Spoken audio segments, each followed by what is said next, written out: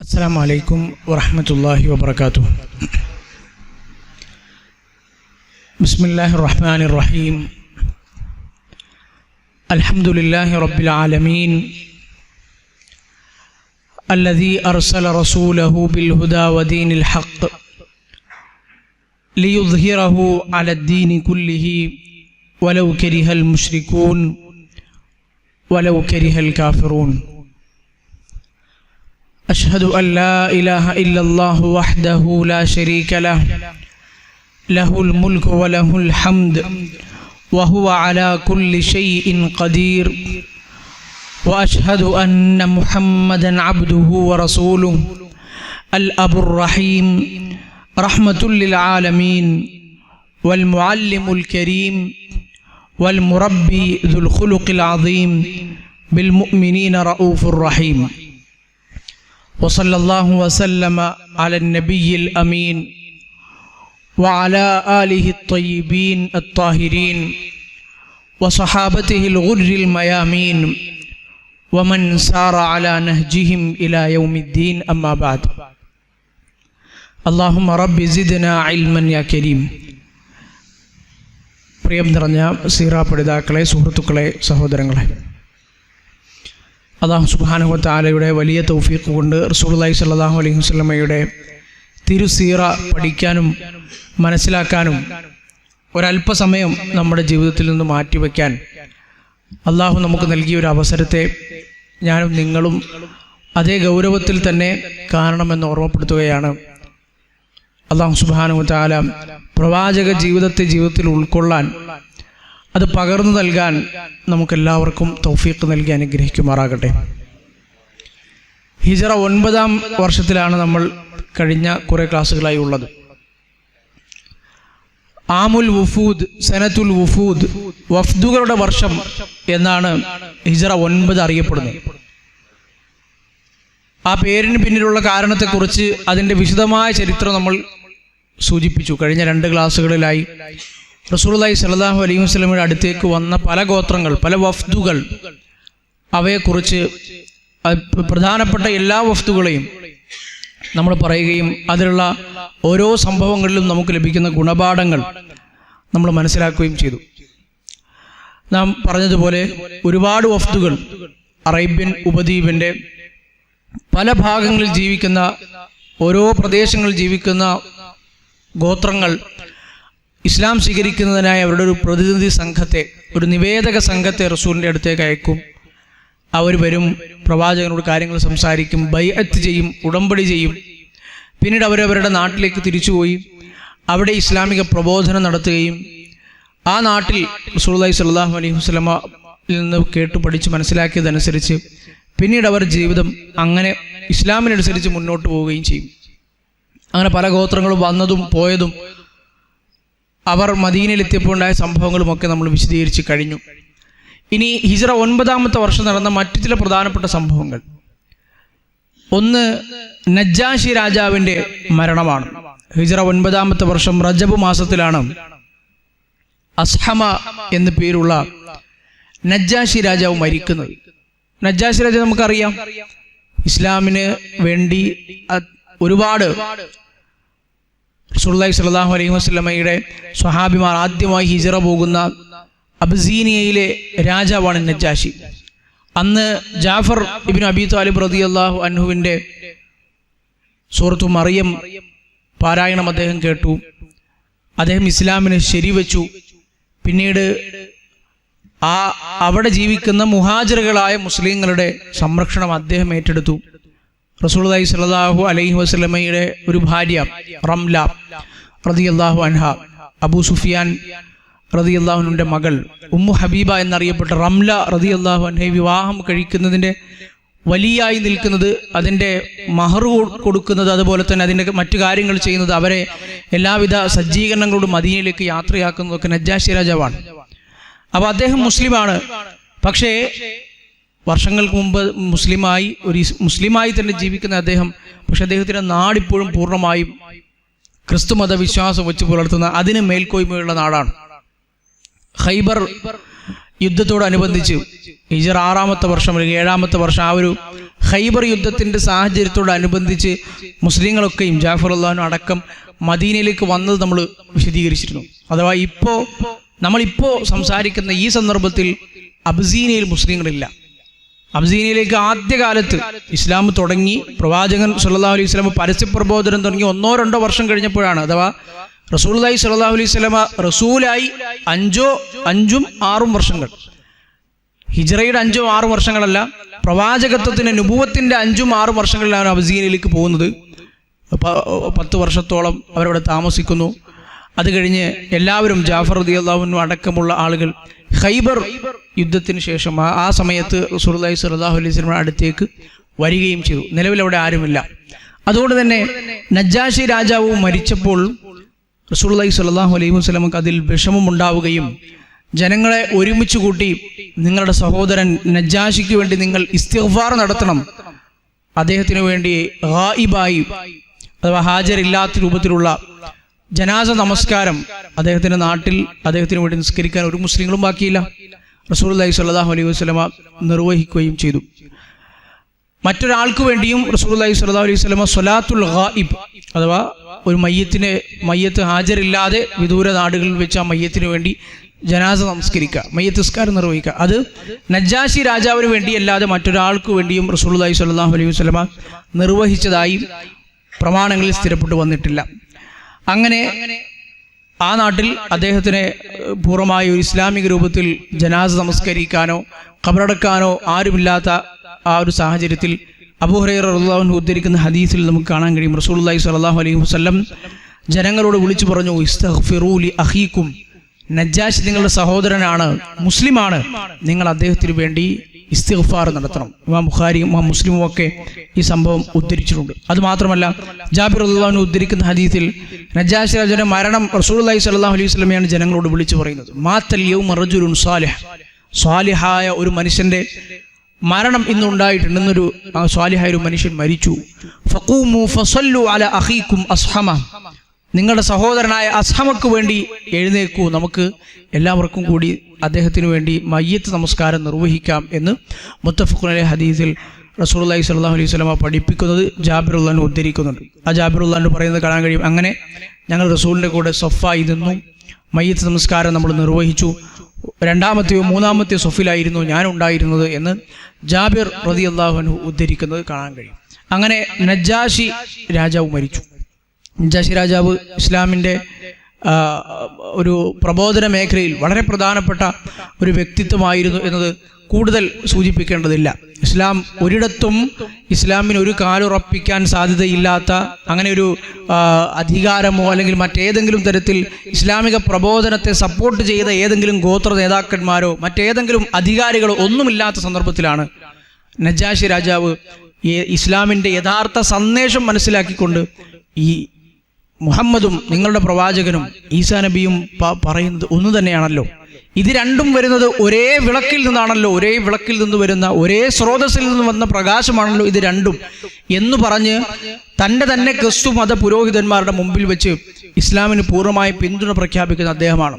അന്നത്തെ കാലഘട്ടത്തെക്കുറിച്ച് കൂടുതൽ വിശദീകരിക്കേണ്ടതില്ല. ഞാൻ നേരത്തെ സൂചിപ്പിച്ചതുപോലെ ഇസ്ലാം അന്ന് ആരും അറിഞ്ഞിട്ടില്ല.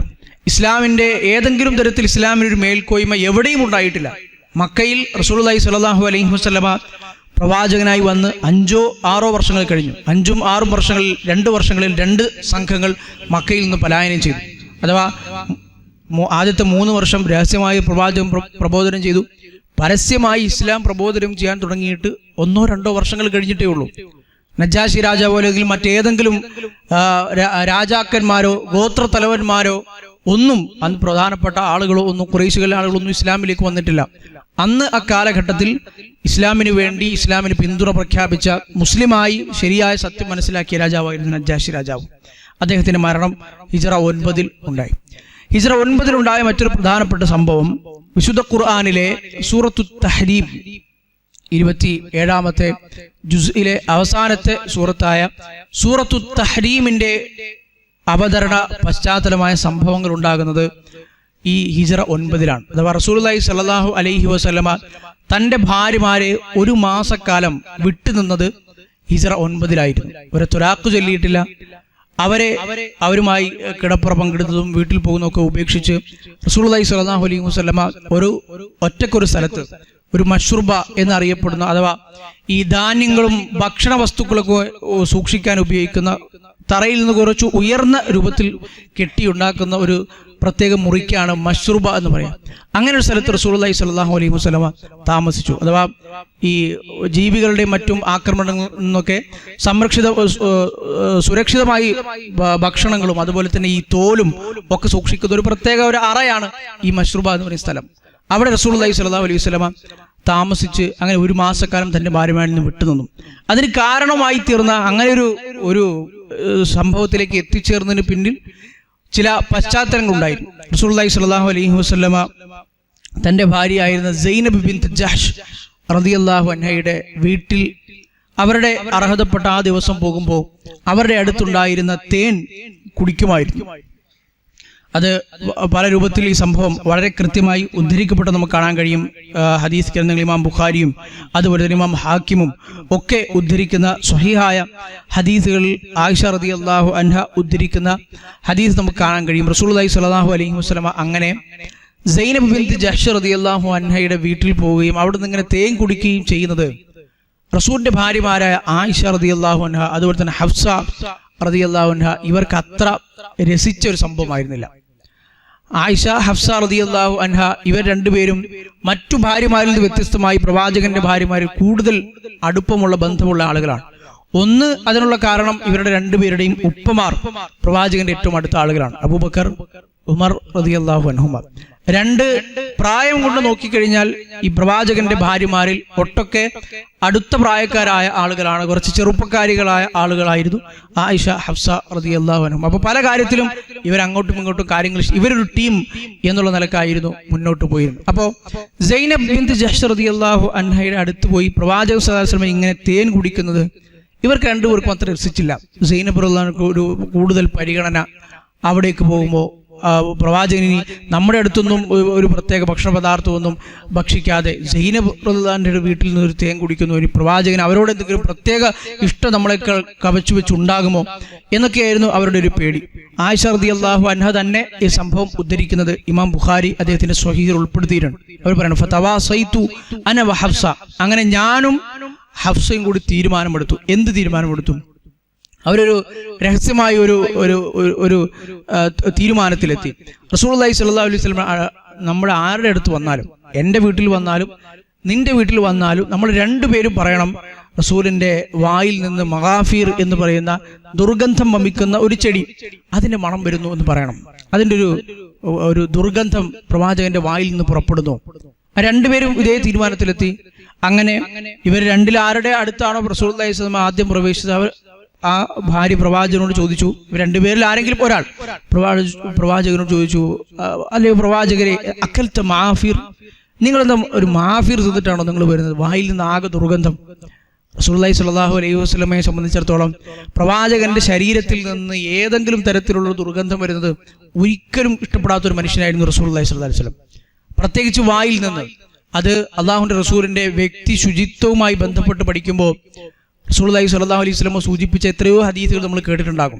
എൻ്റെ ഉമ്മത്തിന് ഒരു ബുദ്ധിമുട്ടായി തീരുമായിരുന്നില്ലെങ്കിൽ, അവർക്ക് വളരെ പ്രയാസകരമായി തീരുമായിരുന്നില്ലെങ്കിൽ ദിവസവും എല്ലാ നിസ്കാരത്തിന്റെ കൂടെയും അല്ലെങ്കിൽ എല്ലാ വുദൂഇന്റെ കൂടെയും മിസ്വാക്ക് ചെയ്യാൻ ഞാൻ അവരോട് കൽപ്പിക്കുമായിരുന്നു എന്ന് റസൂലുള്ളാഹി സ്വല്ലല്ലാഹു അലൈഹി വസല്ലം പഠിപ്പിച്ചത് നമുക്ക് കാണാൻ കഴിയും.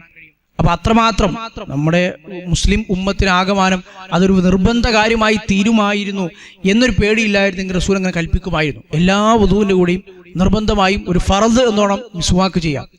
എന്നിട്ടും റസൂലുള്ളാഹി സ്വല്ലല്ലാഹു അലൈഹി വസല്ലം വുദൂഇന്റെ കൂടെ മിസ്വാക്ക് ചെയ്തിരുന്നു. അത് മാത്രമല്ല, പ്രവാചകൻ സ്വല്ലല്ലാഹു അലൈഹി വസല്ലം വീട്ടിൽ പ്രവേശിച്ചു കഴിഞ്ഞാൽ ആദ്യം ചെയ്യാറുണ്ടായിരുന്ന കാര്യങ്ങൾ നമുക്ക് കാണാൻ കഴിയും. വീട്ടുകാർക്ക് സലാം പറയുകയും അതുപോലെ തന്നെ വീട്ടിൽ പ്രവേശിച്ചാൽ റസൂലുള്ളാഹി സ്വല്ലല്ലാഹു അലൈഹി വസല്ലം സുന്നത്തായിരുന്നു ആദ്യം മിസ്വാക്ക് ചെയ്യുക എന്നുള്ളത്. അങ്ങനെ ഒരുപാട് സന്ദർഭങ്ങളിൽ ഉറങ്ങുന്നതിന് മുൻപ് റസൂലുള്ളാഹി സ്വല്ലല്ലാഹു അലൈഹി വസല്ലം അങ്ങനെ പല ഘട്ടങ്ങളിൽ മിസ്വാക്ക് ചെയ്തിരുന്നത് നമുക്ക് കാണാൻ കഴിയും. വായിൽ നിന്ന് വരുന്ന ദുർഗന്ധം, അതുപോലെ തന്നെ വായും അതുപോലെ തന്നെ പല്ലും ഇതുമായി ബന്ധപ്പെട്ട ശുചിത്വം പ്രവാചകൻ അത്രയേറെ ശ്രദ്ധിച്ചിരുന്ന സംഗതിയായിരുന്നു. അപ്പൊ അങ്ങനെ റസൂലുള്ളാഹി സ്വല്ലല്ലാഹു അലൈഹി വസല്ലം അത്രയേറെ ശുചിത്വം പാലിക്കുന്ന വായിൽ നിന്ന് ദുർഗന്ധം വരുന്നു എന്നാണ് സ്വന്തം ഭാര്യമാർ പറയുന്നത്. റസൂലുള്ളാഹി സ്വല്ലല്ലാഹു അലൈഹി വസല്ലം അത് ഉൾക്കൊള്ളാൻ കഴിഞ്ഞില്ല. റസൂലുള്ളാഹി ചോദിച്ചു, എന്താണ്? വലൻ അഊദ ലഹു, ഇനി ഞാൻ കുടിക്കൂല. റസൂലുള്ളാഹി അന്ന് പറഞ്ഞതാണ്, ഇനി അത് ഞാൻ എന്ത് ചെയ്യില്ല, ഇനി അങ്ങനെ തേൻ കുടിക്കില്ല. അങ്ങനെ ദുർഗന്ധം വരുന്നുവെങ്കിൽ ഇനി ഞാൻ തേൻ കുടിക്കില്ല, ഉപേക്ഷിച്ചു. ഞാൻ ഇന്നത്തോടു കൂടി സൈനബിന്റെ വീട്ടിൽ നിന്നുള്ള തേൻ കുടിക്കുക എന്നുള്ള ആ ഒരു രീതി ഞാൻ ഉപേക്ഷിച്ചു. അല്ലാഹു സുബ്ഹാനഹു വ തആല വിശുദ്ധ ഖുർആനിലെ സൂറത്തു തഹ്രീം എന്ന് പറയുന്ന അധ്യായം, അതിന്റെ തുടക്കം തന്നെ ഇതിനെ വിമർശിച്ചുകൊണ്ടാണ്. യാ അയ്യുഹൻ നബിയ്യു ലിമ തുഹദ്ദിമു മാ അഹല്ലല്ലാഹു ലക, അല്ലയോ പ്രവാചകരെ, അല്ലയോ നബിയെ, അള്ളാഹു നിങ്ങൾക്ക് അനുവദനീയമാക്കി തന്നൊരു കാര്യം നിങ്ങൾ എന്തിനാണ് സ്വയം നിഷിദ്ധമാക്കുന്നത്?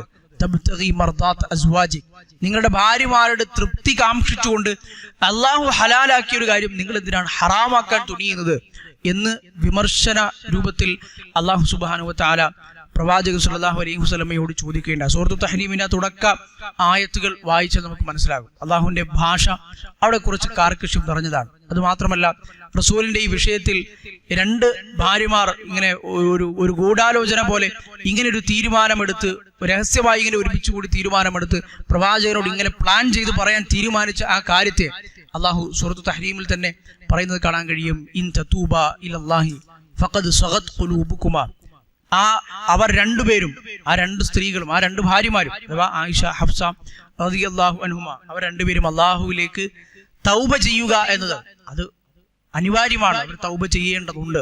ഫഖദ് സഗത് ഖുലൂബുകുമാ, അവരുടെ ഹൃദയങ്ങൾ ചരിഞ്ഞു പോയിരിക്കുന്നു. അഥവാ ചെറിയൊരു പ്രവാചകന്റെ വിഷയത്തിൽ ഒരു ചെറിയ തിന്മയിലേക്ക് അവരുടെ ഹൃദയങ്ങൾ ചരിഞ്ഞു പോയിരിക്കുന്നു എന്നുവരെ അല്ലാഹു സുബ്ഹാനഹു വ തആല വിശുദ്ധ ഖുർആനിലൂടെ പറയുകയുണ്ടായി. അങ്ങനെയാണ് അതുമായി ബന്ധപ്പെട്ട് ഇങ്ങനെ ഉണ്ടായ സംഭവ വികാസങ്ങളിലാണ് പിന്നീട് റസൂലുള്ളാഹി സ്വല്ലല്ലാഹു അലൈഹി വസല്ലം ഹഫ്സ റളിയല്ലാഹു അൻഹയുടെ അടുത്ത് ഈ വിഷയം പറയുകയും അങ്ങനെ ഹഫ്സ റളിയല്ലാഹു അൻഹയും ആയിഷ റളിയല്ലാഹു അൻഹയും തമ്മിൽ ഇങ്ങനെ പ്ലാൻ ചെയ്ത് തീരുമാനിച്ചുറപ്പിച്ച കാര്യം അള്ളാഹു റസൂലുള്ളാഹി സ്വല്ലല്ലാഹു അലൈഹി വസല്ലമയെ അറിയിക്കുകയും ഒക്കെ ചെയ്യുകയുണ്ടായി. അങ്ങനെയാണ് അബ്ദുല്ലാഹി ഇബ്നു അബ്ബാസ് റളിയല്ലാഹു അൻഹു ഉദ്ധരിക്കുന്ന ഹദീസിൽ, ഇബ്നു അബ്ബാസ് റളിയല്ലാഹു അൻഹു ഈ ഹദീസ് ഉദ്ധരിക്കുന്നത്, അദ്ദേഹം ഇബ്നു അബ്ബാസ് റളിയല്ലാഹുവിനെ കുറിച്ച് നമുക്കറിയാം, പ്രവാചകന്റെ കൂടെ വളരെ ചെറുപ്പത്തിൽ കൂടാൻ ഭാഗ്യം ലഭിച്ച ആളായിരുന്നു ഇബ്നു അബ്ബാസ് റളിയല്ലാഹു അൻഹു. റസൂലുള്ളാഹി സ്വല്ലല്ലാഹു അലൈഹി വസല്ലം മരിക്കുമ്പോൾ അദ്ദേഹത്തിന് വളരെ ചെറിയ പ്രായമാണുള്ളത്. അപ്പോൾ പ്രവാചകന്റെ വഫാത്തിന് ശേഷം തലമുതിർന്ന സ്വഹാബികളിൽ നിന്നൊക്കെ അറിവ് നേടുക എന്നത് തൻ്റെ ജീവിതത്തിലെ ഏറ്റവും വലിയ ലക്ഷ്യമായി കണ്ടയാളാണ് ഇബ്നു അബ്ബാസ്. അതിൻ്റെ പേരിൽ അദ്ദേഹം ഇങ്ങനെ അറിവ് നേടാൻ പോകുന്നതിൻ്റെ പേരിൽ പല ആളുകളും അദ്ദേഹത്തെ പരിഹസിക്കുകയുണ്ടായിട്ടുണ്ട്. മദീനയിലെ ഒരു പച്ചക്കറി കച്ചവടക്കാരൻ ഇബ്നു അബ്ബാസ് റളിയല്ലാഹു അൻഹു ഇങ്ങനെ ചെറിയ കുട്ടിയാണ്, റസൂലുള്ളാഹി സ്വല്ലല്ലാഹു അലൈഹി വസല്ലമയുടെ വഫാത്ത് കഴിഞ്ഞു. ഇങ്ങനെ മുതിർന്ന സ്വഹാബിമാരുടെ അടുത്തൊക്കെ അദ്ദേഹം പ്രത്യേകമായി പഠിക്കാൻ പോകുന്ന വിശുദ്ധ ഖുർആന്റെ തഫ്സീറുകൾ, അതിന്റെ അവതരണ പശ്ചാത്തലം, അത് ഓരോ ആയത്തുമായി ബന്ധപ്പെട്ട കാര്യങ്ങൾ, ഇതൊക്കെയും പഠിക്കാൻ പോകുന്നത് കണ്ട് പച്ചക്കറി കച്ചവടക്കാരൻ എല്ലാ ദിവസവും ഇബ്നു അബ്ബാസ് അദ്ദേഹത്തിന് മുമ്പിലൂടെയാണ് പോവുക. അദ്ദേഹത്തോട് ചോദിക്കുന്നത് ചരിത്രത്തിൽ നമുക്ക് കാണാൻ കഴിയും. അള്ളാഹുവിന്റെ റസൂലിന്റെ തലമുതിർന്ന സ്വഹാബിമാൻ അബൂബക്കർ, ഉമർ, ഇവരെ പോലെയുള്ള ആളുകളൊക്കെ ജീവിച്ചിരിക്കുമ്പോൾ ഇബ്നു അബ്ബാസ്, നിന്നോട് ആരെങ്കിലുമൊക്കെ നിന്നോട് ഫത്വ ചോദിക്കും? ഇങ്ങനെ ഇത്രയും അറിവുള്ള വലിയ സ്വഹാബിമാരൊക്കെ ജീവിച്ചിരിക്കുമ്പോൾ നിന്നെ ആരെങ്കിലും പരിഗണിക്കും? നീ ഇങ്ങനെ എല്ലാവരുടെ പോയി അറിവ് നേടിയിട്ട് എന്തുപകാരമാണുള്ളത് എന്ന് അയാൾ ചോദിക്കുന്ന ചരിത്രത്തിൽ കാണാൻ കഴിയും. പിന്നീട് ഇതേ ഇബ്നു അബ്ബാസ് റളിയല്ലാഹു അൻഹു മസ്ജിദുൻ നബവിയിൽ അദ്ദേഹത്തിന്റെ മുൻപിൽ സ്വഹാബിമാരടക്കമുള്ള അദ്ദേഹത്തിന്റെ ക്ലാസിന്റെ അടുത്തുകൂടി കടന്നുപോയി ഇതേ പച്ചക്കറി കച്ചവടക്കാരൻ പറഞ്ഞു, ഇബ്നു അബ്ബാസ് ചെറിയ കുട്ടിയായിരുന്നപ്പോൾ ഞാൻ കരുതി അവനാണ് ബുദ്ധിയില്ലാത്തത് എന്ന്. അവൻ ഒരു ചെറിയ കുട്ടിയുടെ ഒരു ബുദ്ധിശൂന്യത കൊണ്ടാണ് ഇങ്ങനെ നടന്ന് അറിവ് നേടാൻ പോകുന്നത് എന്ന് കരുതി. പക്ഷേ വാസ്തവത്തിൽ അന്ന് ഇബ്നു അബ്ബാസ് അറിവ് നേടുമ്പോൾ, അവനെ ഉപദേശിക്കുമ്പോൾ എനിക്കായിരുന്നു ബുദ്ധിയില്ലാത്തത് എന്ന് അദ്ദേഹം പറയുന്നത് നമുക്ക് ചരിത്രത്തിൽ കാണാൻ കഴിയും. അങ്ങനെയുള്ള ഇബ്നു അബ്ബാസ് റളിയല്ലാഹു റസൂലിന്റെ വഫാത്തിന് ശേഷം ഉമർ ഇബ്നു ഖത്താബ് റളിയല്ലാഹു അൻഹുവിന്റെ കൂടെ ഹജ്ജിന് പോയി. അപ്പോൾ ഉമർ റളിയല്ലാഹുവിന്റെ കൂടെ ഉമർ റളിയല്ലാഹു ഖലീഫയാണ്. ഉമർ റളിയല്ലാഹു ഹജ്ജ് കഴിഞ്ഞ് തിരിച്ചു മദീനയിലേക്ക് വരുന്ന ആ സന്ദർഭത്തിൽ ഈ പറഞ്ഞ സൂറത്തു തഹ്രീമിലെ ഈ രണ്ട് ആളുകൾ, ഇൻ തതൂബ ഇലല്ലാഹി, അവർ രണ്ടുപേരും, നിങ്ങൾ രണ്ടുപേരും അള്ളാഹുവിലേക്ക് തൗബ ചെയ്തു മടങ്ങുക എന്നത് അത് അനിവാര്യമാണ് എന്ന് പറയുന്ന ഈ ആയത്തിൽ ഈ രണ്ടുപേർ ആരാണ് എന്ന് ഇബ്നു അബ്ബാസ് റളിയല്ലാഹു അൻഹു അതൊന്ന് ഉറപ്പുവരുത്തണം. അദ്ദേഹം അന്ന് പ്രവാചകന്റെ വഫാത്തിന് മുമ്പ് ചെറിയ കുട്ടിയാണ്. അപ്പോ ഇദ്ദേഹമാണെങ്കിൽ കുറേ കാലം ഇതിങ്ങനെ മനസ്സിലിട്ടുകൊണ്ട് നടക്കുകയാണ്. ഈ പറഞ്ഞത്, ഈ ഖുർആനിൽ പറയുന്നത് ആയിഷ ഹഫ്സ റളിയല്ലാഹു അൻഹയാണെന്ന് അദ്ദേഹത്തിന് അറിയാം. പക്ഷെ അതൊന്ന് ഉറപ്പുവരുത്തണം. അത് ചോദിക്കാനാണെങ്കിൽ ഹഫ്സ റളിയല്ലാഹു അൻഹ ഉമർ റളിയല്ലാഹുവിന്റെ മകളാണ്. അപ്പോൾ നേരിട്ട് ചോദിച്ചു കഴിഞ്ഞാൽ ഉമർ റളിയല്ലാഹു അൻഹു എന്തെങ്കിലും തരത്തിലൊരു അലോസരം ഉണ്ടാകുമോ, ഒരു മുഷിപ്പുണ്ടാകുമോ എന്നൊന്നും അറിയില്ല. പക്ഷെ എന്നാലും ഇങ്ങനൊരു അവസരം ഒത്തുകിട്ടിയപ്പോൾ റസൂലുള്ളാഹി സ്വല്ലല്ലാഹു അലൈഹി വസല്ലമയിൽ നിന്നുള്ള ഈ സംഭവത്തെ ഒന്ന് ഉറപ്പുവരുത്താൻ വേണ്ടി ഈ ഉമർ റളിയല്ലാഹു തിരിച്ചുള്ള ഈ ഹജ്ജ് യാത്രയിൽ ഉമർ റളിയല്ലാഹു ഇങ്ങനെ വധു എടുക്കാൻ വേണ്ടി ഒരു സ്ഥലത്ത് ഇങ്ങനെ നിന്നു, വധു എടുത്തുകൊണ്ടിരിക്കുകയാണ്. അപ്പോൾ ഇബ്നു അബ്ബാസ് റളിയല്ലാഹു ഇങ്ങനെ ഒരു ആ ഒരു സന്ദർഭത്തിൽ ഒറ്റയ്ക്ക് കിട്ടിയപ്പോൾ നമ്മൾ ചോദിച്ചു, അമീർ അൽ മുഅ്മിനീൻ, അല്ലയോ അമീറുൽ മുഅ്മിനീൻ, ഈ ഖുർആനിൽ അള്ളാഹു പറഞ്ഞ ഇൻ തതൂബാ ഇലല്ലാഹി ഫഖദ് സഗത് ഖുലൂബുകുമാ എന്ന ഈ ആയത്തിൽ പറഞ്ഞ ഈ രണ്ട് സ്ത്രീകൾ, പ്രവാചകന്റെ ഭാര്യമാരുന്ന രണ്ട് സ്ത്രീകൾ, അവരാരാണ് നിങ്ങൾക്ക് അറിയുമോ? ഉമർ റളിയല്ലാഹു തിരിച്ചു പറഞ്ഞു, വാ അജബൽ ലക ഇബ്നു അബ്ബാസ്, ഇബ്നു അബ്ബാസ്, നിന്റെ കാര്യം അത്ഭുതം തന്നെ, ഇത് നിനക്ക് അറിയില്ലേ? ഹുമാ ആയിഷത്തു വ ഹഫ്സ, ആയിഷയും ഹഫ്സയുമാണത് റളിയല്ലാഹു അൻഹുമാ എന്ന് ഉമർ റളിയല്ലാഹു പറഞ്ഞു. പിന്നെ ഉമർ ഇബ്നു ഖത്താബ് റളിയല്ലാഹു അന്നത്തെ അദ്ദേഹത്തിന്റെ ആ ഓർമ്മയിലുള്ള ആ സംഭവം വളരെ വിശദമായി ഉദ്ധരിക്കുകയുണ്ടായി. ഉമർ റളിയല്ലാഹുവിന്റെ ജീവിതത്തിൽ നിന്നുള്ള ഒരുപാട് സംഭവങ്ങളും പാഠങ്ങളും കൂടി ഈ സംഭവം അദ്ദേഹം ഉദ്ധരിക്കുമ്പോൾ നമുക്ക് കാണാൻ കഴിയും. ഉമർ റളിയല്ലാഹു അന്ന് ഇബ്നു അബ്ബാസ് റളിയല്ലാഹുവിനോട് ആ വധു എടുക്കുന്ന സന്ദർഭത്തിൽ പറഞ്ഞു കൊടുത്ത ആ ഒരു ചരിത്ര സംഭവം വിശദമായി തന്നെ ഹദീസ് ഗ്രന്ഥങ്ങളിൽ സ്വഹീഹായി രേഖപ്പെടുത്തപ്പെട്ടത് നമുക്ക് കാണാൻ കഴിയും. ഉമർ റളിയല്ലാഹു പറയണം, ഞാനും എൻ്റെ ഒരു അയൽവാസിയും ഉണ്ടായിരുന്നു. ഞങ്ങൾ രണ്ടുപേരും, എൻ്റെ അയൽവാസി എന്ന് പറയുന്നത് മദീനയുടെ ഉയർന്ന പ്രദേശത്ത് ജീവിക്കുന്നയാളാണ്. അദ്ദേഹത്തിന്റെ പേര് ഇത്ബാൻ ഇബ്നു മാലിക് എന്നായിരുന്നു. ഉമർ റളിയല്ലാഹുവിന്റെ ഒരു കൂട്ടുകാരൻ, ഒരു അയൽവാസി, ഉമർ റളിയല്ലാഹു എപ്പോഴും ബന്ധപ്പെടുന്ന ആൾ എന്ന അർത്ഥത്തിലാണ്. അദ്ദേഹത്തിന്റെ വീട് മദീനയുടെ ഒരു ഉയർന്ന പ്രദേശത്താണ്, അവാലിൽ മദീന എന്ന് പറയും. പല സ്വഹാബിമാരുടെയും വീട് അവിടെയായിരുന്നു. അവർക്ക് എല്ലാ ദിവസവും റസൂലിന്റെ അടുത്തേക്ക് വരിക എന്നത് അത്ര എളുപ്പമായിരുന്നില്ല, കാരണം കുറച്ച് ദൂരമുണ്ട്. അപ്പോൾ അവർ ഒന്നിടവിട്ട ദിവസങ്ങളിലോ അല്ലെങ്കിൽ ഒരു ദിവസം അവർ നിശ്ചയിച്ച ആ ദിവസങ്ങളിലൊക്കെയാണ് പ്രവാചകന്റെ അടുത്തേക്ക് വരിക. അപ്പോൾ ഉമർ റളിയല്ലാഹു പറയാണ്, ബനു ഉമയ്യത്ത് ഇബ്നു സെയ്ദ് ഗോത്രത്തിൽപ്പെട്ട എൻ്റെ ആ സുഹൃത്ത്, എൻ്റെ അയൽവാസി, ഞാനും അവനും തമ്മിലൊരു കരാറുണ്ടായിരുന്നു. ഒരു ദിവസം അവൻ പ്രവാചകന്റെ സദസ്സിലേക്ക് പോകും, അപ്പോൾ ഞാൻ ജോലിക്ക് പോകും, എൻ്റെ കച്ചവടത്തിന് പോകും. അടുത്ത ദിവസം ഞാൻ റസൂലിന്റെ സദസ്സിൽ പോയി എന്താണോ അവിടെ നിന്ന് കേൾക്കാനും പഠിക്കാനുമുള്ളത് മനസ്സിലാക്കി തിരിച്ചു വരും. അപ്പോൾ അവന്റെ ജോലിയും മറ്റു കാര്യങ്ങളായിട്ട്, കച്ചവടവും മറ്റു കാര്യങ്ങളായിട്ട് പോകും. ഓരോ ദിവസവും ഞങ്ങൾ ഇങ്ങനെ പരസ്പരം പ്രവാചകരിൽ നിന്ന് പഠിച്ച ദീനീ കാര്യങ്ങൾ ഷെയർ ചെയ്യും. ഇത് ഈ ഹദീസിൽ നിന്ന് ഒരു സുദീർഘമായ ഹദീസാണിത്. ഈ പ്രവാചകൻ സല്ലല്ലാഹു അലൈഹി വസല്ലമയുടെ ഈ സൂറത്തു തഹ്രീം ഈ ആയത്തുമായി ബന്ധപ്പെട്ട സംഭവങ്ങളാണെങ്കിലും ഉമർ റളിയല്ലാഹുവിന്റെ ജീവിതത്തിൽ നിന്നുള്ള വലിയൊരു ഏട് കൂടി ഈ സംഭവത്തിൽ നിന്ന് ഇബ്നു അബ്ബാസ് റളിയല്ലാഹു പറഞ്ഞു കൊടുക്കുന്ന ഈ സംഭവത്തിൽ നമുക്ക് മനസ്സിലാക്കാൻ കഴിയും. നമുക്കും നമ്മുടെ ജീവിതത്തിൽ പ്രാവർത്തികമാക്കാൻ കഴിയുന്ന ഒരുപാട് സംഭവങ്ങൾ. ഉമർ റളിയല്ലാഹു എന്ന വളരെ കാർക്കശക്കാരനായിരുന്ന, പരുഷ സ്വഭാവക്കാരനായിരുന്ന, അതേസമയം മദീനയിലെത്തുമ്പോൾ തൻ്റെ കുടുംബ ജീവിതവും ജീവിത സന്ധാരണത്തിന് വേണ്ടി താൻ ഉപാധിയായി സ്വീകരിച്ചിരുന്ന ജോലി, കച്ചവടം, അതും മുടക്കാതെ അള്ളാഹുവിന്റെ റസൂലിന്റെ ആ ക്ലാസും പ്രവാചകൻ നിന്ന് ലഭിച്ച വഹിയും ഒന്നും മുടക്കാതെ അതിനുള്ള സംവിധാനം കണ്ട് അതിന് തൻ്റെ അയൽവാസിയും കൂട്ടുകാരനുമായി ഒരു ധാരണയിലെത്തി അങ്ങനെ പരസ്പരം ദീനീ കാര്യങ്ങൾ നമ്മൾക്ക് ആർക്കും മുടങ്ങരുത് എന്ന രൂപത്തിൽ തൻ്റെ ഒരു ജീവിതത്തിൽ ഒരു ചിട്ട പ്ലാൻ ചെയ്ത ഉമർ റളിയല്ലാഹു നമുക്കിവിടെ കാണാൻ കഴിയും. അത് നമ്മുടെ ജീവിതത്തിൽ നമുക്ക് വലിയ പാഠമാണ് നമുക്ക് നൽകുന്നത്. നമുക്ക് മറ്റെന്തെങ്കിലും ജീവിത തിരക്കുണ്ട്, ഒരു തരത്തിലും നമുക്ക് ഒരു ദീനീ പ്രവർത്തനത്തിൽ ഭാഗമാക്കാൻ കഴിയില്ലെങ്കിൽ നമുക്ക് അനുകരിക്കാൻ കഴിയുന്ന വളരെ ശ്രേഷ്ഠമായ ഒരു മാതൃകയാണല്ലോ ഇത്. നമുക്കും നമ്മുടെ ഏറ്റവും നല്ല സുഹൃത്തും നന്മയിൽ പങ്കാളികളാകുന്ന നമ്മുടെ ഒറ്റ സുഹൃത്തും തമ്മിൽ നമുക്ക് ഇങ്ങനെ ഒരു ധാരണയിലെത്താം. നമുക്ക് നമ്മുടെ ജീവിതത്തിൽ ഒരു പ്ലാൻ ഉണ്ടാക്കാം. ഇതിന് നീ പോകും, അപ്പോൾ നിനക്ക് പകരം അതിന് ഞാനും പങ്കെടുക്കും. നമ്മൾ രണ്ടുപേരും ഈ നന്മയുടെ കാര്യങ്ങൾ പരസ്പരം ഷെയർ ചെയ്യുകയും ചെയ്യും. ഉമർ റളിയല്ലാഹു അദ്ദേഹത്തിന്റെ ജീവിതത്തിൽ സ്വീകരിച്ച വളരെ മാതൃകാപരമായ ഒരു നടപടിയായിരുന്നു. അങ്ങനെ ഇവർ രണ്ടുപേരും ഓരോ ദിവസവും ഇങ്ങനെ പോകും. എല്ലാ ദിവസവും ഇത് കഴിഞ്ഞ് എന്താണോ അന്നത്തെ പ്രധാനപ്പെട്ട കാര്യം പരസ്പരം ഷെയർ ചെയ്യുകയും ചെയ്യും. അങ്ങനെ ഒരു ദിവസം ഉമർ ഇബ്നു ഖത്താബ് റളിയല്ലാഹു പറയാണ്, ഒരു ദിവസം ഞാൻ എൻ്റെ വീട്ടിൽ എൻ്റെ ഭാര്യയുമായി ഒരു വിഷയത്തിൽ ഒരു തർക്കമുണ്ടായി. അപ്പോൾ ഭാര്യ എന്നോട് കുറച്ച് ഒരു കണിശമായ രൂപത്തിൽ, ഒരു കാർക്കശമായ രൂപത്തിൽ തന്നെ ചില കാര്യങ്ങൾ എന്നോട് പറയുകയും ചെയ്തു. അപ്പോൾ മക്കയിൽ ഞങ്ങൾ ജീവിച്ചിരുന്നപ്പോൾ ഖുറൈശികളുടെ ഒരു സംസ്കാരം എന്ന് പറയുന്നത് ഭാര്യമാർ ഭർത്താക്കന്മാരോട് ഏതെങ്കിലും രൂപത്തിൽ തർക്കിക്കുകയോ അല്ലെങ്കിൽ കയർത്ത് സംസാരിക്കുകയോ ചെയ്യുന്ന, അല്ലെങ്കിൽ എല്ലാ കാര്യങ്ങളിലും ഭർത്താക്കന്മാരുടെ അഭിപ്രായം പറയുന്ന രൂപത്തിലായിരുന്നില്ല ഖുറൈശി സ്ത്രീകളുടെയും അതുപോലെ തന്നെ മക്കയിലുള്ള സ്ത്രീകളുടെയും ഒരു സംസ്കാരം. പക്ഷെ മദീനയിൽ ഞങ്ങൾ എത്തിയപ്പോൾ ഞങ്ങൾ അതിന് നേരെ വിപരീതമാണ് കണ്ടത്. അവിടുത്തെ സ്ത്രീകൾ കുറച്ചുകൂടി തൻ്റെ ഇടമുള്ള ആളുകളായിരുന്നു. ഞങ്ങൾ ഖുറൈശികൾ സംസ്കാരത്തിൽ നിന്ന് വരുന്ന ഞങ്ങൾ മദീനയിലെത്തിയപ്പോൾ ഞങ്ങൾ കണ്ടത് പുരുഷന്മാരുടെ ഒരു മേൽക്കോയ്മയുള്ള സ്ത്രീകളെയാണ് ഞങ്ങൾ കണ്ടത്. അപ്പൊ പതിയെ നമ്മുടെ ഭാര്യമാരും അതുപോലെ തന്നെ മക്കയിൽ നിന്ന് മുഹാജിറുകളെ വന്ന സ്ത്രീകളുമൊക്കെ മദീനയിലെ ഈ ഒരു സംസ്കാരത്തോട്, സ്ത്രീകളുടെ ഒരു പ്രകൃതത്തോട് യോജിച്ച് ഇങ്ങനെ പോകുന്നുണ്ടോ എന്ന് നമുക്കൊരു സംശയം തോന്നി. അപ്പോൾ ഇങ്ങനെ എൻ്റെ ഭാര്യ എന്നെ ഇങ്ങനോട് പറഞ്ഞപ്പോൾ ഞാൻ തിരിച്ചു അവരോട് മറുപടി പറഞ്ഞു. അപ്പോൾ എൻ്റെ ഭാര്യ എന്നോട് പറഞ്ഞു, അള്ളാഹുവിൻ്റെ റസൂലിൻ്റെ ഭാര്യമാർ വരെ റസൂലിനോട് പല കാര്യങ്ങളിലും ഉച്ചത്തിൽ സംസാരിക്കുകയും ചിലപ്പോൾ രാത്രി കിടപ്പറയിൽ നിന്ന് വിട്ടു നിൽക്കുക വരെ ഒക്കെ ചെയ്യുന്നുണ്ടല്ലോ, പിന്നെ നിങ്ങളാണോ ഇത്ര വലിയ ആൾ? ഉമർ റളിയല്ലാഹു ഒരു ഞെട്ടലുണ്ടായി. കാരണം റസൂലിൻ്റെ ഭാര്യമാരിൽ സ്വന്തം മകളായ ഹഫ്സ റളിയല്ലാഹു അൻഹയുമുണ്ട്. അപ്പോൾ അങ്ങനെ പ്രവാചകന്റെ ഭാര്യമാരിൽ നിന്നുണ്ടാകുന്നു എങ്കിൽ ഒരുപക്ഷെ റസൂലിന് ഏറ്റവും ഇഷ്ടപ്പെട്ട അബൂബക്കറിന്റെ മകൾ ആയിഷ റളിയല്ലാഹു അൻഹയിൽ നിന്നുണ്ടായാൽ പ്രവാചകൻ പക്ഷേ ക്ഷമിച്ചേക്കാം. അത്രത്തോളം ഒരു പരിഗണന എൻ്റെ മകളായ ഹഫ്സക്ക് ലഭിച്ചുകൊള്ളണമെന്നില്ല. ഉമർ റളിയല്ലാഹു നേരെ ഹഫ്സ റളിയല്ലാഹു അൻഹയുടെ വീട്ടിൽ പോയി. റസൂലുള്ളാഹി സ്വല്ലല്ലാഹു അലൈഹി വസല്ലമയുടെ അദ്ദേഹം പറയുന്നത് കാണാൻ കഴിയും. ഞാൻ പെട്ടെന്ന് ഉള്ള വസ്ത്രമൊക്കെ പെട്ടെന്ന് വാരി ഭരിച്ച് ധരിച്ച് ഞാൻ റസൂലുള്ളാഹി സ്വല്ലല്ലാഹു അലൈഹി വസല്ലമയുടെ വീട്ടിലേക്ക്, ഹഫ്സ റളിയല്ലാഹു അൻഹ എൻ്റെ മകളുടെ വീട്ടിലേക്ക് ഞാൻ പോയി. ഞാൻ എന്നിട്ട് അനുവാദം ചോദിച്ചു അകത്ത് കയറി. ഞാൻ മകളോട് ചോദിച്ചു, അതുവാദിബു ഇഹ്ദാകുന്ന നബിയ സ്വല്ലല്ലാഹു അലൈഹി വസല്ലം അൽയൗമ ഹത്തൽ ലൈൽ, നിങ്ങൾ പ്രവാചകന്റെ ഭാര്യമാരെ നിങ്ങൾ റസൂലിനോട് ഇങ്ങനെ ദേഷ്യത്തിൽ സംസാരിക്കാറുണ്ടോ? അല്ലെങ്കിൽ രാത്രിയും വരെയും കിടപ്പറയിൽ നിന്ന് പിണങ്ങി നിൽക്കുന്ന രൂപത്തിൽ പ്രവാചകനോട് അങ്ങനെ പെരുമാറാറുണ്ടോ? നിങ്ങൾ പ്രവാചകന്റെ ഭാര്യമാരെ ആരെങ്കിലും അങ്ങനെ ചെയ്യാറുണ്ടോ?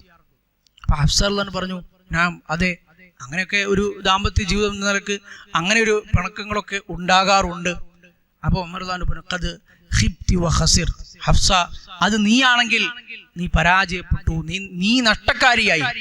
അഫതഅമനീന അൻ യഗ്ളബല്ലാഹു ലിഗളബി റസൂലിഹി ഫതഹ്ലകി, അല്ലാഹുവിന്റെ റസൂലിൻ ഒരു കാര്യത്തിൽ ദേഷ്യമുണ്ടായാൽ അത് അല്ലാഹുവിന്റെ കൂടെ ദേഷ്യമാണ് എന്ന് നിനക്കറിയില്ല, അതിൽ നിന്ന് രക്ഷപ്പെടാം എന്നാണോ നീ കരുതുന്നത്?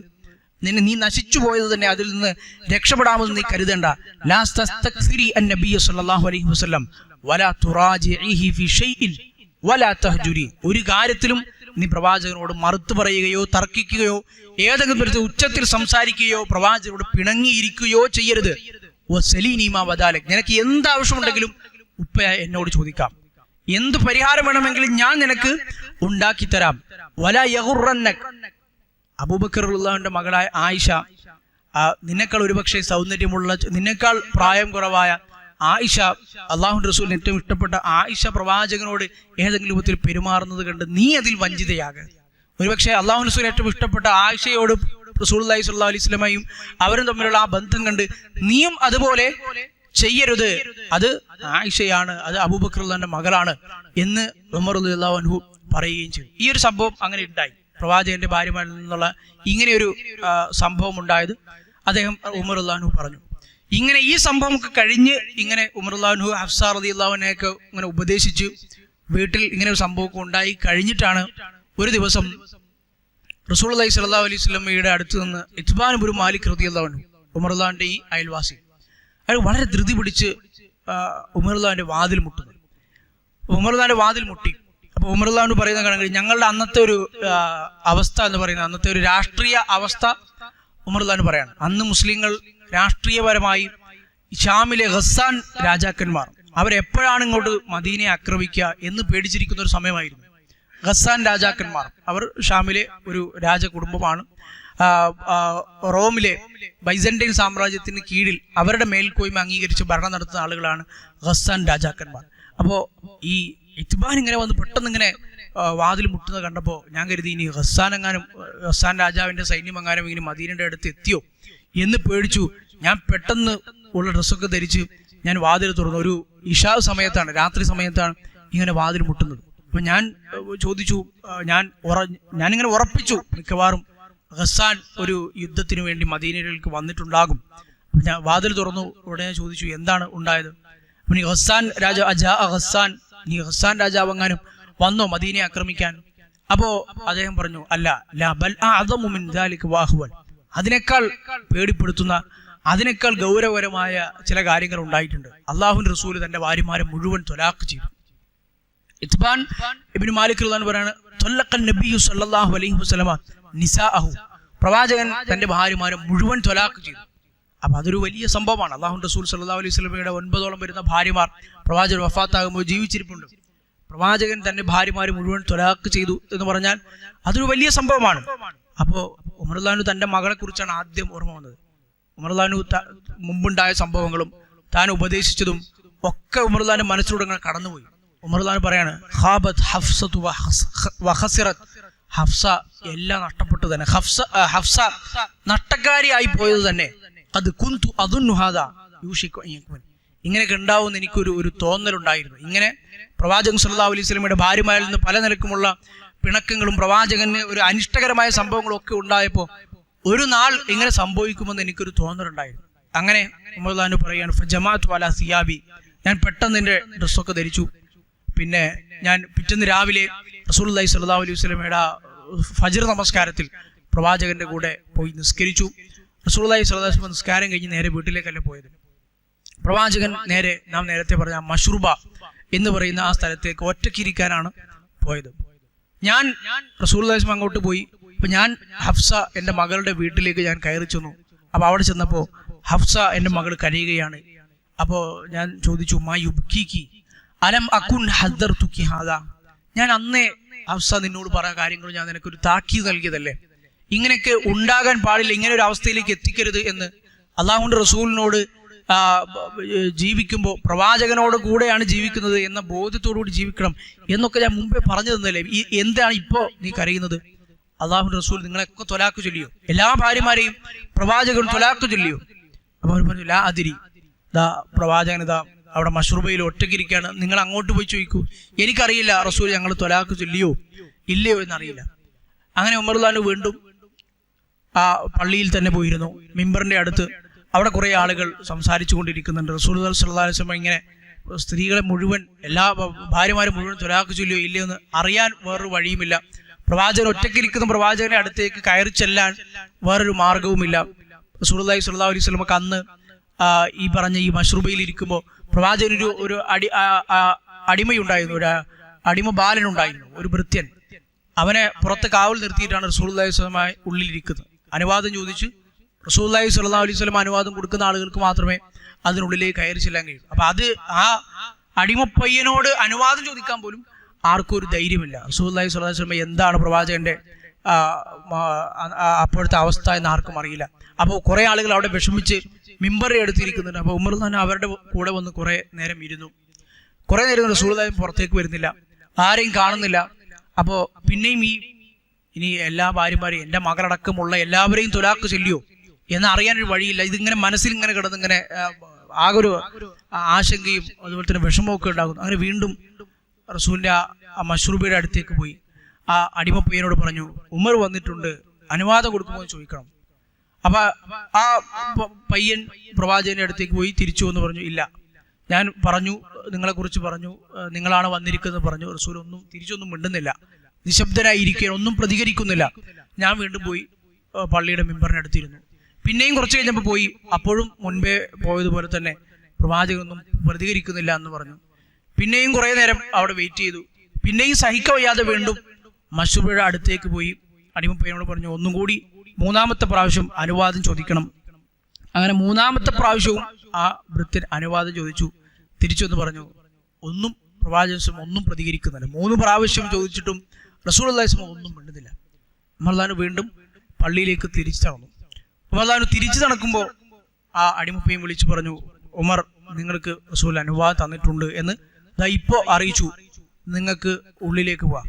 അപ്പൊ റസൂലുള്ളാഹി സ്വല്ലല്ലാഹു അലൈഹി വസല്ലമയുടെ അടുത്തേക്ക് ആ ഭക്ഷണ സാധനങ്ങളൊക്കെ സൂക്ഷിക്കുന്ന, അല്ലെങ്കിൽ തോലുകൾ, മൃഗങ്ങളുടെ തോലുകളൊക്കെ ഊറക്കിട്ട് ഉണക്കി സൂക്ഷിക്കുന്ന ഒരു നിലവറ എന്നൊക്കെ നമുക്ക് പറയാൻ കഴിയുന്ന രൂപത്തിൽ തറയിൽ നിന്ന് അല്പം ഉയർത്തി കെട്ടിയുണ്ടാക്കിയ ആ റൂമിലേക്ക് ഉമർ ഇബ്നു ഖത്താബ് റളിയല്ലാഹു അൻഹു പ്രവേശിച്ചു. അല്ലാഹു റസൂൽ സല്ലല്ലാഹു അലൈഹി വസല്ലമയുടെ ജീവിതം എത്രമാത്രം വിരക്തി നിറഞ്ഞതായിരുന്നു എന്ന്, ദുനിയാവും ആഖിറവും തമ്മിലുള്ള താരതമ്യം ചെയ്യുമ്പോൾ റസൂൽ എങ്ങനെയായിരുന്നു ദുനിയാവിനെ കണ്ടിരുന്നത് എന്നൊക്കെ ഉള്ള ഒരുപാട് പാഠങ്ങൾ ലഭിക്കുന്ന ഒരു സംഭവം കൂടിയാണ്. ഉമർ റളിയല്ലാഹു അൻഹു പറയുന്നത് കാണാൻ കഴിയും. ഞാൻ ആ മുറിയിലേക്ക് ഇങ്ങനെ കയറി ചെല്ലുമ്പോൾ റസൂലുള്ളാഹി സ്വല്ലല്ലാഹു അലൈഹി വസല്ലം കിടക്കുന്നത് ഈത്തപ്പനയുടെ ഈ ഓല കൊണ്ടുണ്ടാക്കിയ, അത് മെത്തയാക്കി ഒരു മെത്തയിലാണ് റസൂലുള്ളാഹി കിടക്കുന്നത്. അതിനുമേലെ ഒരു വിരിപ്പില്ല. റസൂലുള്ളാഹി സ്വല്ലല്ലാഹുവിന്റെ ശരീരത്തിലൊക്കെ ആ ഈത്തപ്പന ഓലയുടെ പാടുകൾ ഇങ്ങനെ പ്രവാചകന്റെ ശരീരത്തും വശങ്ങളിലും ഒക്കെ ഇങ്ങനെ പാടുകളായി കിടക്കുന്നത് ഞാൻ കാണുന്നുണ്ട്. ഞാൻ റസൂലിനെ നോക്കി, എന്താണ് തലയിൽ വെച്ചിരിക്കുന്നത് നോക്കിയപ്പോൾ ഇതേപോലെ തന്നെ ഈത്തപ്പഴ കുഴു നിറച്ച ഒരു പരുക്കൻ തലയണ, അതൊരു തലയിണയാക്കി അതിന്മേലിങ്ങനെ കിടന്നിട്ടാണ് റസൂലുള്ളാഹി സ്വല്ലല്ലാഹി അലൈഹി വസല്ലം ഇരിക്കുന്നത്. അപ്പോൾ ഞാൻ ഈ ഒരു അവസ്ഥയിൽ പ്രവാചകനോട് ഞാൻ സലാം പറഞ്ഞു. റസൂലുള്ളാഹി സ്വല്ലല്ലാഹി അലൈഹി വസല്ലമയോട് ആദ്യമേ തന്നെ ചോദിച്ചു, യാ റസൂലല്ലാഹ് അത്വല്ലഖ്ത നിസാഅക്, നിങ്ങൾ നിങ്ങളുടെ ഭാര്യമാരെ ഒക്കെ നിങ്ങൾ തൊലാഖ് ചൊല്ലിയോ? അപ്പോൾ റസൂലുള്ളാഹി സ്വല്ലല്ലാഹി അലൈഹി വസല്ലം ഇങ്ങനെ താഴെ ഇരിക്കുകയാണ്, ഞാനിങ്ങനെ അവിടെ തന്നെ നിൽക്കുകയാണ്, എനിക്ക് ഇരിക്കാനുള്ള ധൈര്യമില്ല. പ്രവാചകൻ എൻ്റെ നേരെ ഇങ്ങനെ ഉയർന്നു നോക്കി എന്നിട്ട് പറഞ്ഞു, ഇല്ല ഞാൻ തൊലാഖ് ചൊല്ലിയിട്ടില്ല. ഉമർ റളിയല്ലാഹു അൻഹു പറഞ്ഞു, അല്ലാഹു അക്ബർ. ഒരു അത്ഭുതകരമായ ഒരു കാര്യം കിട്ടുമ്പോൾ അല്ലാഹു അക്ബർ എന്ന് പറഞ്ഞു. പിന്നെയും ഉമർ റളിയല്ലാഹു അൻഹു അങ്ങോട്ട് സംസാരിക്കാനൊരു ധൈര്യം വരുന്നില്ല. കാരണം റസൂലുള്ളാഹി സ്വല്ലല്ലാഹു അലൈഹി വസല്ലം എന്താണ് പ്രവാചകന്റെ മനസ്സിലുള്ളത് എന്ന് അറിയില്ല. പ്രവാചകൻ ദേഷ്യത്തിലാണോ? പ്രവാചകൻ ഇങ്ങോട്ടൊന്നും പ്രതികരിക്കുന്നില്ല, ഒറ്റ വാക്കാണില്ല എന്ന് മാത്രം പറഞ്ഞു. സാധാരണഗതിയിൽ കാണാറുള്ള കുശലാന്വേഷണങ്ങളും സംസാരങ്ങളും ഒന്നുമില്ല. അപ്പൊ ഉമർ റളിയല്ലാഹു അൻഹു അങ്ങോട്ടൊന്ന് സംസാരം തുടങ്ങണമല്ലോ. അപ്പൊ ചില കാര്യങ്ങൾ പ്രവാചകനോട് സംസാരം തുടങ്ങാൻ വേണ്ടി ചില കാര്യങ്ങൾ ഉമർ റളിയല്ലാഹു അൻഹു മനഃപൂർവ്വം പറഞ്ഞു. ഉമർ റളിയല്ലാഹു അൻഹു അങ്ങനെ തന്നെ പറയുന്നത് കാണാൻ കഴിയും. സുമ്മ ഖുൽതു വഅന ഖായിമുൻ അസ്തഅനിസ്, പ്രവാചകനെ എങ്ങനെയെങ്കിലും ഒന്ന് സംസാരിപ്പിക്കാൻ വേണ്ടി, എനിക്കൊന്ന് സംസാരിക്കാൻ ഒരു പഴയ രൂപത്തിലേക്ക് ആകാൻ വേണ്ടി മനഃപൂർവ്വം ഞാൻ ചില കാര്യങ്ങൾ പ്രവാചകൻ എടുത്തു പറയും. അത് നമ്മൾ നേരത്തെ പറഞ്ഞ ചില കാര്യങ്ങൾ. യാ റസൂലല്ലാഹ്, അള്ളാഹുവിൻ്റെ റസൂലെ, നിങ്ങൾ ഖുറൈശികളുടെ ആ ഒരു കാലഘട്ടത്തിൽ, ജാഹിലിയ കാലഘട്ടത്തിൽ മക്കയിൽ നമ്മൾ ജീവിച്ചിരുന്നപ്പോൾ അവിടുത്തെ സ്ത്രീകളും അവരുടെ ഒരു പ്രകൃതവും സംസ്കാരവും ഒക്കെ നിങ്ങൾക്ക് അറിയാമല്ലോ. ഞാനിങ്ങനെ അതിനെക്കുറിച്ച് ഇങ്ങനെ മുമ്പും സംസാരിക്കാറുണ്ടായിരുന്നു. മദീനയിലെത്തിയപ്പോൾ പണ്ട് സ്ത്രീകൾ ഈ ഭർത്താക്കന്മാരോട് ഇങ്ങനെയൊന്നും ചെയ്യുന്നൊരു പതിവൊന്നും ഉണ്ടായിരുന്നില്ല. അവർ മദീനയിലെത്തിയപ്പോൾ ഈ മദീനയിലെ സ്ത്രീകൾക്ക് കുറച്ച് തൻ്റെടും മറ്റു കാര്യങ്ങളും ഉള്ളതുകൊണ്ട് അവരവരുടെ ഭർത്താക്കന്മാരുടെ മേലൊരു അധികാരവും ഇതൊക്കെ കാണിച്ചു തുടങ്ങാൻ തുടങ്ങി. അല്ലേ, ഞങ്ങളിപ്പോൾ ഖുറൈശികളായിരുന്ന സമയത്ത്, ഖുറൈശികളിൽ ജീവിച്ചിരുന്ന ആ ഒരു സമൂഹത്തിൽ പ്രവാചകരെ നിങ്ങൾ എന്നെ കണ്ടിരുന്നെങ്കിൽ അന്നത്തെ ഒരു അവസ്ഥ എന്തായിരുന്നു എന്നിങ്ങനെ ആ രണ്ട് താരതമ്യം ഇങ്ങനെ ചെയ്തുകൊണ്ട് പറഞ്ഞു. റസൂലിന്റെ ഭാര്യമാരിൽ നിന്നുണ്ടായ ഈ സംഭവം എന്തോ അനിഷ്ടകരമായ സംഭവങ്ങൾ, മദീനയിലെ ഒരു പ്രകൃതവും സ്ത്രീകളിൽ നിന്ന് ലഭിച്ചൊരു സംസ്കാരവും ഒക്കെയാണ് എന്നൊക്കെയാണ് ഉമർ റളിയല്ലാഹു അൻഹു പറയുന്നത്. അപ്പോൾ റസൂലുള്ളാഹി ഇങ്ങനെ ചിരിച്ചു. അന്നത്തെ അവിടുത്തെ സ്ത്രീകളും മക്കയിലെ സ്ത്രീകളും അതുപോലെ തന്നെ മദീനയിലെ സ്ത്രീകളും ഈ ഒരു താരതമ്യം കേട്ടപ്പോൾ പ്രവാചകൻ ചിരിച്ചു. അപ്പോൾ ഉമർ റളിയല്ലാഹു അൻഹു ഒരു സമാധാനമായി. ഉമർ റളിയല്ലാഹു അൻഹു വീണ്ടും പറഞ്ഞു, യാ റസൂലല്ലാഹ്, നിങ്ങളെങ്ങാനും എന്നെ കണ്ടിരുന്നെങ്കിൽ ഹഫ്സ, എൻ്റെ മകളായ ഹഫ്സയുടെ വീട്ടിൽ ഞാൻ പോയിരുന്നു. എന്നിട്ട് കുറച്ച് ദിവസങ്ങൾക്ക് മുമ്പ് ഹഫ്സയോട് ഞാനിങ്ങനെ പറഞ്ഞു, റസൂലിന്റെ മുമ്പിൽ കുറച്ച് അടക്കത്തോടെയും ഒതുക്കത്തോടെയും ഒക്കെ നീ ജീവിക്കണം. അബൂബക്കറിന്റെ മകൾ ആയിഷ പെരുമാറുന്നത് പോലെ അത്ര സ്വാതന്ത്ര്യം റസൂലിന്റെ മുമ്പിൽ ഒരുപക്ഷെ നിനക്ക് ഉണ്ടാവില്ല എന്ന് ഇങ്ങനെ പറഞ്ഞപ്പോൾ റസൂൽ അത് കേട്ടപ്പോഴും ഇങ്ങനെ ചിരിച്ചു. ആയിഷയോട് പ്രവാചകൻ സല്ലല്ലാഹു അലൈഹി വസല്ലമക്ക് ഉണ്ടാകുന്ന ഒരു കൂടുതൽ സ്നേഹം, അതിനെക്കുറിച്ചൊക്കെ ഇങ്ങനെ പറഞ്ഞപ്പോൾ സ്വന്തം മകളോട് ഉമർ റളിയല്ലാഹു അൻഹു അതുകൊണ്ട് നീ അത്ര സ്വാതന്ത്ര്യം എടുക്കാൻ പോകണ്ട എന്നൊക്കെ പറഞ്ഞപ്പോൾ റസൂലുള്ളാഹി സ്വല്ലല്ലാഹു അലൈഹി വസല്ലം ഒന്നുകൂടി ഒന്ന് പുഞ്ചിരിച്ചു. അങ്ങനെ റസൂൽ ഇങ്ങനെ പുഞ്ചിരിച്ചു എന്ന് കണ്ടപ്പോൾ ഉമർ റളിയല്ലാഹു അൻഹു ഒരു സമാധാനമായി. ഉമർ റളിയല്ലാഹു അൻഹു അവിടെ ഇരുന്നു. അതുവരെ അവിടെ തന്നെ നിന്നുകൊണ്ടാണ് സംസാരിച്ചത്, അവിടെ ഇരുന്നു. അതുപോലെ തന്നെ ആ പ്രവാചകനെ അവിടെ കിടക്കുന്ന ആ മുറിയിലേക്ക് ഉമർ ഇബ്നു ഖത്താബ് റളിയല്ലാഹു അൻഹു നോക്കി. ഉമർ റളിയല്ലാഹു അൻഹു പറയുന്നു, ഫറഫഅതു ബസ്രി ഫി ബൈതി, പ്രവാചകന്റെ ആ വീട്ടിലേക്ക്, അപ്പോൾ പ്രവാചകൻ കിടക്കുന്ന ഒരു അവസ്ഥ, മൊത്തത്തിലൊരു ചിത്രം ഞാൻ ഇങ്ങനെ നോക്കി. ഫവല്ലാഹി മാ റഅയ്തു ഫി ബൈതിഹി ഷൈഅൻ യറുദ്ദുൽ ബസർ, ഒരു മനുഷ്യൻ ഇങ്ങനെ വന്നാൽ, ഒരു മനുഷ്യൻ ഒരു സ്ഥലത്തേക്ക് വന്നാൽ അയാളുടെ കണ്ണിൽ പിടിക്കുന്ന ഒരു വസ്തു ഞാൻ അവിടെ കണ്ടില്ല. നമ്മളൊരു സ്ഥലത്തേക്ക് ചെന്നാൽ ഒരു സ്ഥലത്ത് മാന്യമായ എന്തൊക്കെ ഒരു വീട്ടിലെ ഉപകരണങ്ങളുണ്ടോ അല്ലെങ്കിൽ മറ്റെന്തെങ്കിലും സൗകര്യങ്ങളുണ്ടോ, ഒരു മാന്യമായി ഒരാൾക്ക് ഉപയോഗിക്കാൻ കഴിയുന്ന എന്തെങ്കിലും ഒരു വസ്തു ഞാൻ ആ വീട്ടിൽ കണ്ടില്ല. ഗൈറ ഉഹ്ബത്തിൻ സലാസ, ഒരു 3 തോലുകൾ, മൃഗങ്ങളിൽ നിന്നുണ്ടാക്കി ശേഖരിച്ച പല ആവശ്യങ്ങൾക്കായി ഉപയോഗിക്കുന്ന 3 തോലുകൾ, കുറച്ച് നിലവാരത്തിലുള്ള 3 തോല്, അതല്ലാതെ ആ മുറിയിൽ വേറെ ഒന്നും ഞാൻ കണ്ടില്ല. അള്ളാഹുവിന്റെ റസൂലാണ് ഇങ്ങനെ ഒരു സ്ഥലത്ത് ജീവിക്കുന്നത്, ഇങ്ങനെ കിടക്കുന്നത്. അപ്പൊ ഞാൻ റസൂലിനോട് നേരിട്ട് പറഞ്ഞു, യാ റസൂൽ അല്ലാഹ്, അള്ളാഹുവിന്റെ പ്രവാചകരെ, നിങ്ങൾക്ക് അള്ളാഹുവിനോടൊന്ന് പ്രാർത്ഥിച്ചുകൂടെ? അള്ളാഹുവിന്റെ റസൂലാണല്ലോ നിങ്ങൾ. ഉദ്ഉല്ലാഹ ഫലിയുവസ്സി അലാ ഉമ്മതിക്, നിങ്ങൾക്ക് മുസ്ലിം ഉമ്മത്തിന് നല്ല സാമ്പത്തികമായ സമൃദ്ധിയുള്ള, നല്ല സുഖ സൗകര്യങ്ങളുള്ള ഒരു അവസ്ഥ ഉണ്ടാകാൻ വേണ്ടി പ്രവാചകരെ നിങ്ങൾക്ക് പ്രാർത്ഥിച്ചുകൂടെ? ഫഇന്ന ഫാരിസ വറൂം ഖദ് വുസ്സിഅ അലൈഹിം വഉതുദ് ദുനിയ, അന്ന് ലോകത്തുള്ള ഏറ്റവും പ്രധാനപ്പെട്ട സാമ്രാജ്യങ്ങളായ പേർഷ്യയും റോമും അതുപോലെ തന്നെ കിസ്രയും പേർഷ്യയിലെ രാജാവും ഒക്കെ ജീവിക്കുന്ന അത് പ്രവാചകരെ നിങ്ങൾക്കറിയില്ലേ? വുസ്സിഅ അലൈഹിം വഉതുദ്, ദുനിയാവ് മൊത്തം അവർക്കാണല്ലോ ഉള്ളത്. ഈ ദുനിയാവും അതിലെ സുഖ സൗകര്യങ്ങളും അലങ്കാരങ്ങളും ഒക്കെ ഉള്ള കിസ്രയും കൈസറും ഒക്കെ ജീവിക്കുന്ന ഈ പേർഷ്യയും റോമും ഒക്കെ ഇങ്ങനെ അലങ്കാരങ്ങളിലും സാമ്പത്തികമായ സുഖസമൃദ്ധിയിലും ജീവിക്കുന്ന ഒരു കാലഘട്ടത്തിൽ അള്ളാഹുവിന്റെ പ്രവാചകർ നിങ്ങൾ ഇങ്ങനെയാണല്ലോ ജീവിക്കുന്നത്. വഹും ലാ യഅ്ബുദൂന അല്ലാഹ്, അള്ളാഹുവിനെ ആരാധിക്കുക പോലും ചെയ്യാത്ത സമൂഹങ്ങളാണല്ലോ, യഥാർത്ഥ വിശ്വാസമോ ആദർശമോ ഇല്ലാത്ത സമൂഹങ്ങളാണല്ലോ അവർ.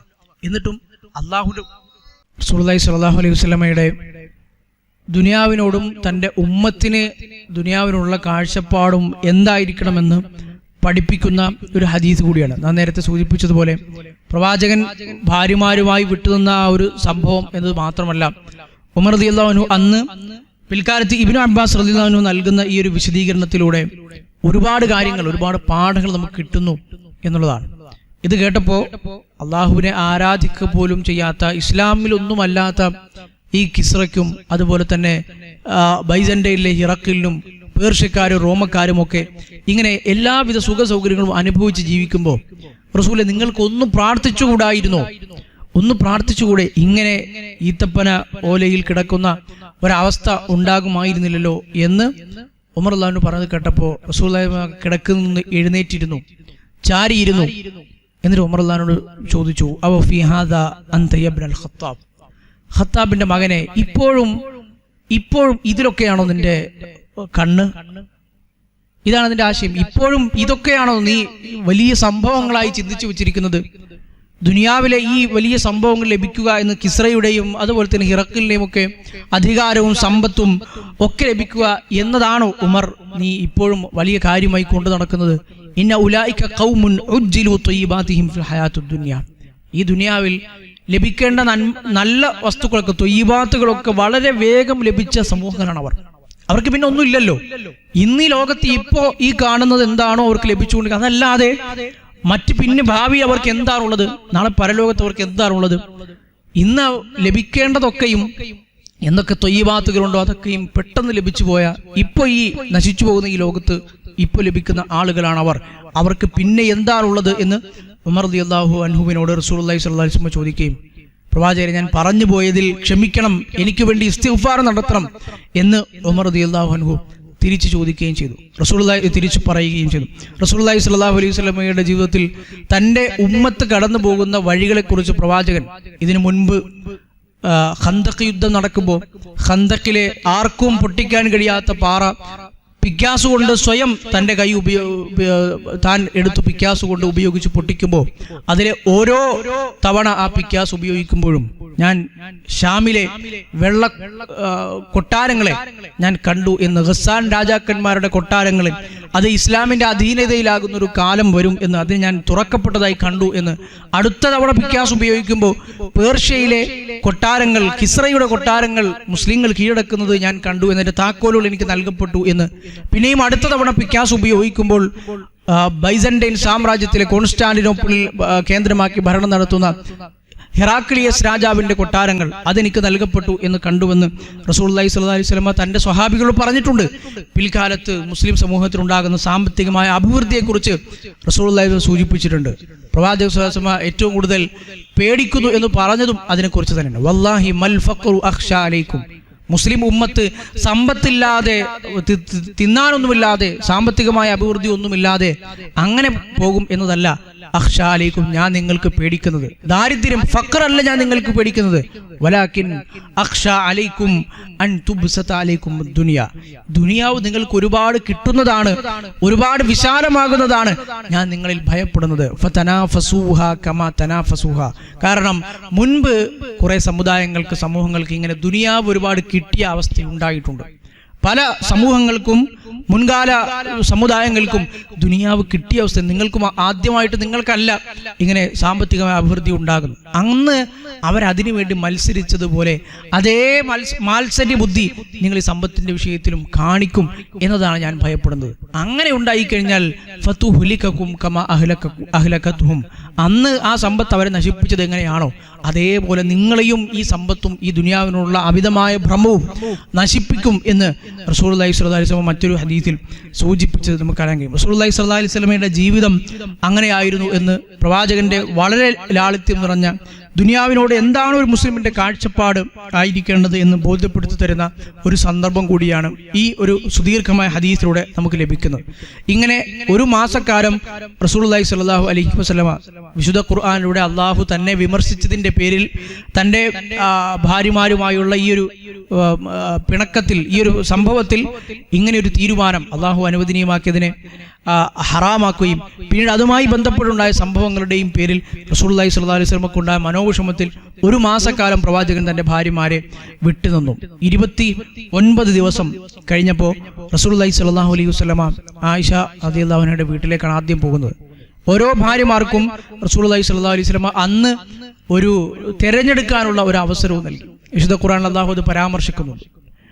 തിരഞ്ഞെടുക്കാനുള്ളൊരു അവസരം. ഒന്നുകിൽ ഇനി ശിഷ്ട ജീവിതവും പ്രവാചകന്റെ ഭാര്യയായി തന്നെ തുടരാം ഈ സംഭവത്തിന് ശേഷം, അല്ലെങ്കിൽ നിങ്ങൾക്ക് എന്താണോ ഏറ്റവും മാന്യമായ രൂപത്തിൽ നിങ്ങൾക്ക് വലിയ സമ്പത്തും മറ്റു കാര്യങ്ങളും സൗകര്യങ്ങളും ഒക്കെ നൽകി റസൂലുള്ളാഹി സ്വല്ലല്ലാഹു അലൈഹി വസല്ലമയുടെ ആ ഭാര്യ പദവിയിൽ നിന്ന് ഒഴിഞ്ഞു പോവുകയും ചെയ്യാം എന്ന ഈ രണ്ടിലേതെങ്കിലും ഒന്ന് തിരഞ്ഞെടുക്കാനുള്ള അവസരം.